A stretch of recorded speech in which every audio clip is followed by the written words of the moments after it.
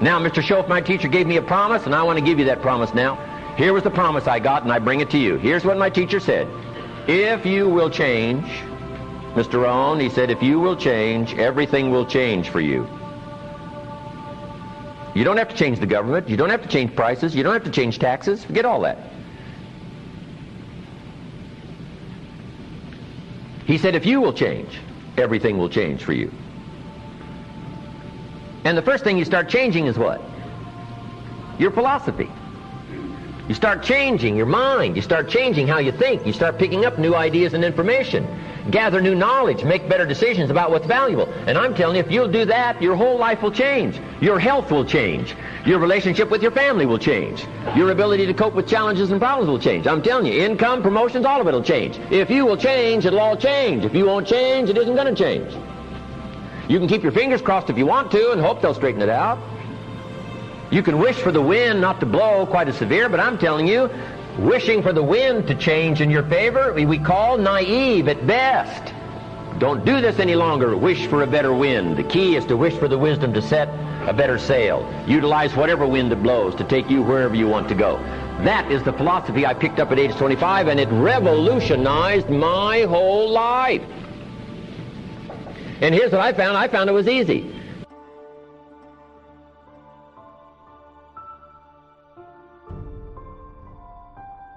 Got to jot this down.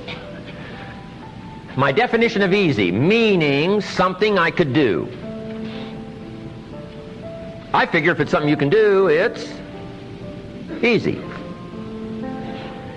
Now here's a parenthesis. Parenthesis, I worked hard at it. I found something I could do which was easy, but I worked hard at it. I got up early and stayed up late, worked hard that 6 years. But what I did was easy, meaning it was something I could do. You say, well, Mr. Rohn, if it was so easy, how come everybody else around you during that 6 years, how come they didn't get rich? Here's why. It's easy not to. How else would you describe it? That's it. You say, no. For all of the rest of them, it was hard for them and it was easy for you. That's not true. You couldn't debate me on that in front of this intelligent audience. So you've got the choice here today of one of two easies. Easy to or what? Easy not to. I can give you in one sentence how I got rich by the time I was 31. Here it is in one sentence. I did not neglect to do the easy things I could do every day for 6 years. Underline. I did not neglect. That's the key. I found something easy I could do that led to fortune, and I did not neglect to do it. Major reason for not having everything you want in America.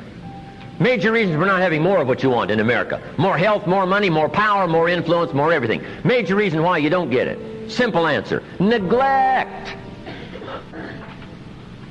Neglect. And here's the problem with neglect. It starts as an infection. And if you don't take care of it, it becomes a disease. And here's what else is the problem. One neglect leads to another. Neglect to do wise things with your money, you'll probably neglect to do wise things with your time. Neglect to do wise things with your time, you'll probably neglect to do wise things with your business. One leads to another, leads to another. Pretty soon, neglect has you by the throat, emptying your purse, emptying your heart, emptying all of your chances for equities and power and all the good things. Neglect. What if you should be walking around the block every day for your good health and you don't? I'm telling you, you're on the wrong track. You should do it, you could do it, you don't do it. That's called formula for disaster.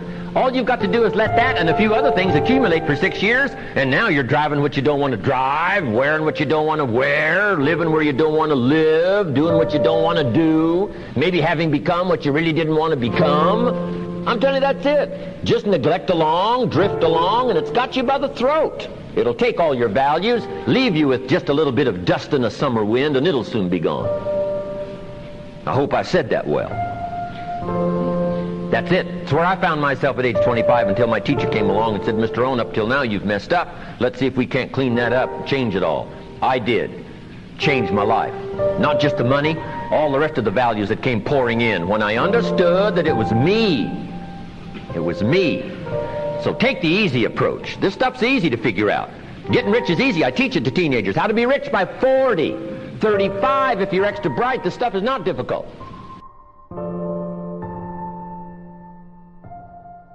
Greatness is about making things better. Greatness is about getting better.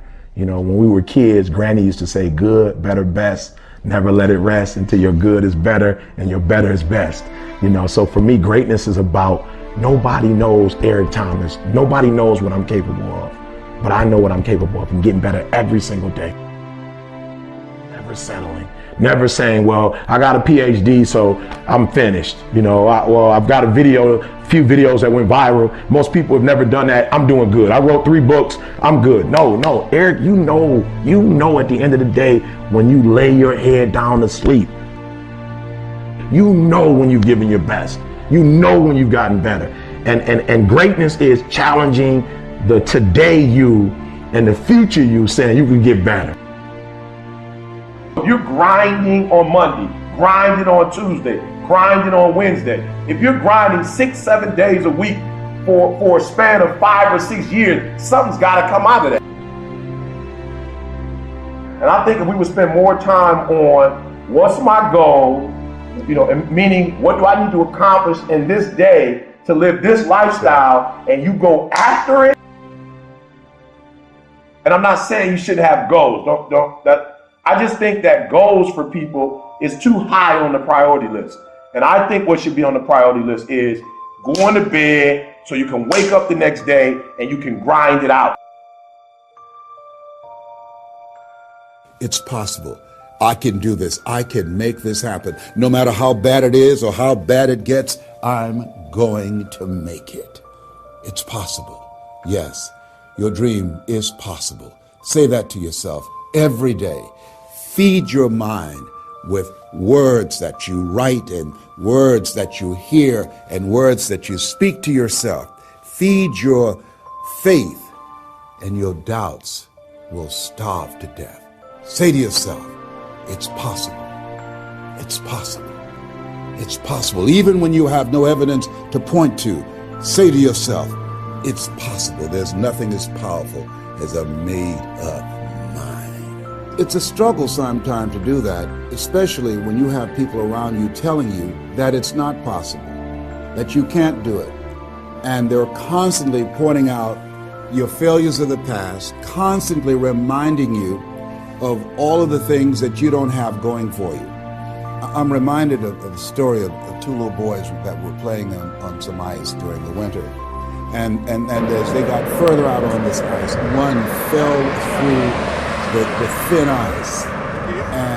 And so the little fellow that was still on top of the ice, he was trying to save his little buddy. And he couldn't reach him. He was trying to pull him. He could see him through the thin ice as he got further away from him, struggling. And he couldn't reach him, and he's trying to break the ice, and he couldn't do it. And he looked around, and he saw a tree in the distance, and he ran, and he got up on the tree, and he pulled and broke down an enormous-sized branch, and came back and savagely began to beat that ice, and broke it, and miraculously, he saved his friend. And when the paramedics came, and they were able to revive this little boy, they were scratching their heads. They're trying to figure this out. Said, how could this little pruny fellow go up in a tree and break off a branch this size and then come back and beat and break the ice and save his friend? They thought it was just miraculous. It was baffling. And an old guy who was there said, I can tell you how he did it. And they said, how? How did he do it? And he said, there was no one here to tell him that he couldn't do it. Whoa. What could you do? What could I do? What could all of us do if we did not have the naysayers in our lives? That we believe naively, like that little boy, that it was possible. What would you do if failure was not on the table?